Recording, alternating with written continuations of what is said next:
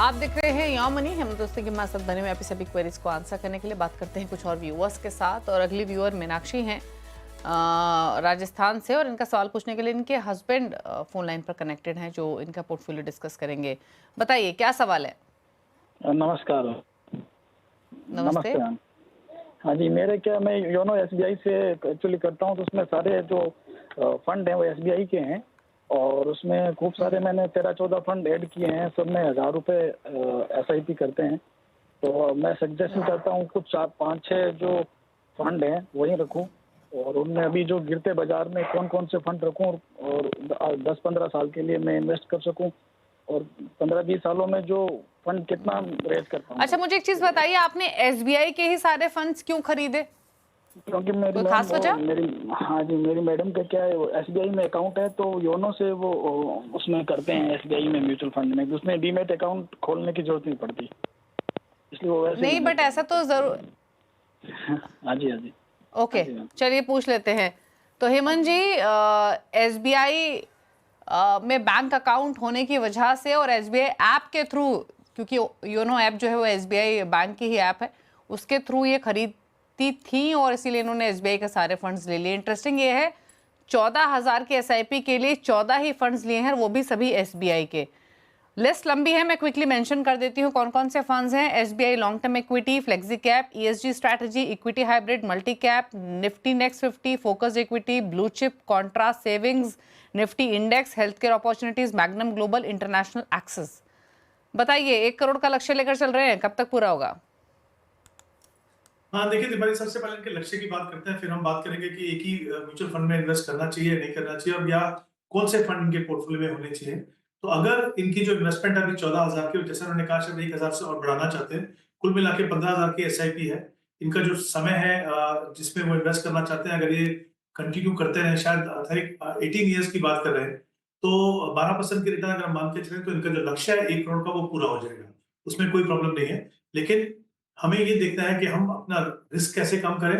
दूसरा, हमें ये देखना है किस तरीके से हम अपनी रिटर्न्स को बेहतर कर सकते हैं। सबसे पहली बात, सारे के सारे फंड एसबीआई म्यूचुअल फंड के वो बिल्कुल भी सही नहीं है। देखिए, हम इन्वेस्टमेंट करने के समय कन्वीनियंस देखते हैं, वो जरूरी हो सकता है, लेकिन वो एक मेन प्रायोरिटी नहीं हो सकती। हमें ये भी देखना है कि हमारे देश में इतने सारे म्यूचुअल फंड्स हैं, उनकी डिफरेंट इन्वेस्टमेंट फिलोसफीज है, स्ट्रेटेजीज हैं, उनका भी हमें फायदा उठाना है। तो किसी एक म्यूचुअल फंड में सारी पैसा लगाना कभी भी मुझे लगता नहीं वो सही होगा। तो इनको डेफिनेटली बदलाव करना है। दूसरी बात, 14,000 के लिए आपको 14 फंड की बिल्कुल भी जरूरत नहीं है। जो आपकी इन्वेस्टमेंट है उसमें आप 4 या 5 फंड रखें, जो शायद उन्होंने इसके बारे में जिक्र भी किया था, तो मुझे लगता है वो बिल्कुल सही रहेगा। तो हम क्या करेंगे, हम देखते हैं कि कौन से ऐसे फंड है एसबीआई के जो वो कंटिन्यू कर सकते हैं। एक उनके पास ईएलएसएस फंड है, SBI long term equity fund, 1,000, वो चाहे तो वो कंटिन्यू कर सकते हैं।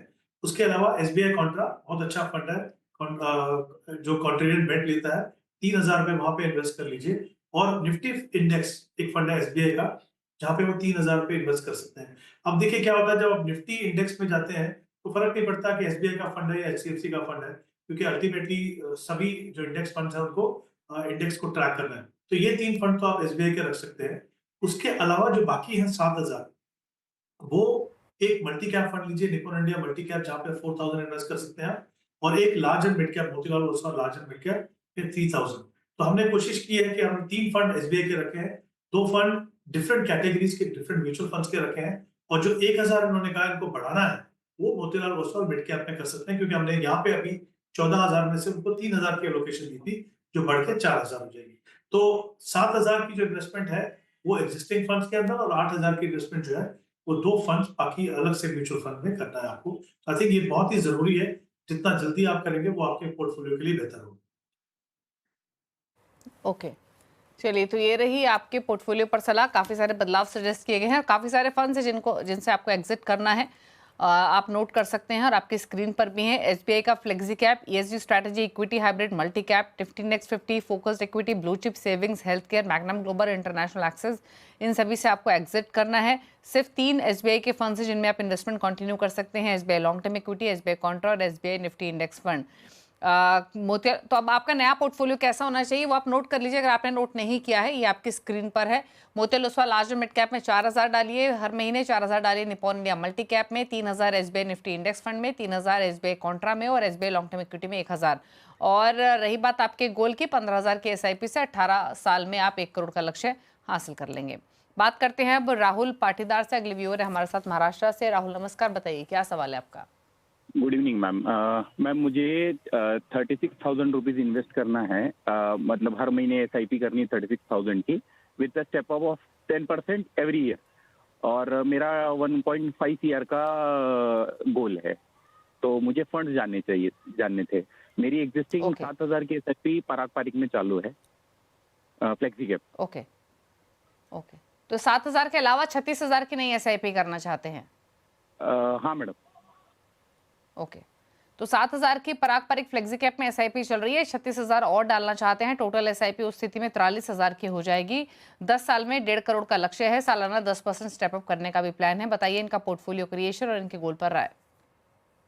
एक बड़ी अच्छी बात यह है कि टाइम होराइजन उन्होंने कहा 10 साल है, और ये भी कहा कि कमिटेड है कि वो हर साल 10% से अपनी एसआईपी को बढ़ाएंगे और 36,000 की एसआईपी करना चाहते हैं। तो अगर मैं वो सिर्फ 36,000 को पहले अगर मान के चलूं, तो इनका जो कॉर्पस है, एक्सपेक्टेड कॉर्पस जो है वो करीब 1 करोड़ 25 लाख होगा।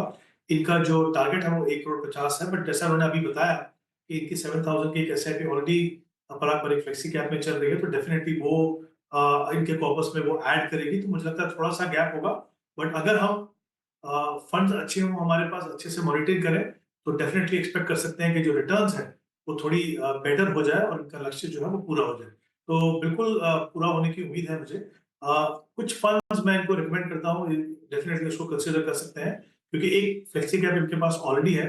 उसके अलावा निपॉन इंडिया मल्टी कैप में 8,000 और ICICI Pru large and mid में 8,000, एचएसबीसी फ्लेक्सी कैप में 8,000, मोतीलाल ओसवाल मिड कैप में 6,000 और बंधन स्मॉल कैप में 6,000। हमने कोशिश की है different fund houses, different categories और डिफरेंट इन्वेस्टमेंट फिलोसफीज के फंड आपके पोर्टफोलियो में हो, तो इस तरीके से आप अपनी 36,000 की जो एडिशनल एसआईपी करनी है वो आप कर सकते हैं।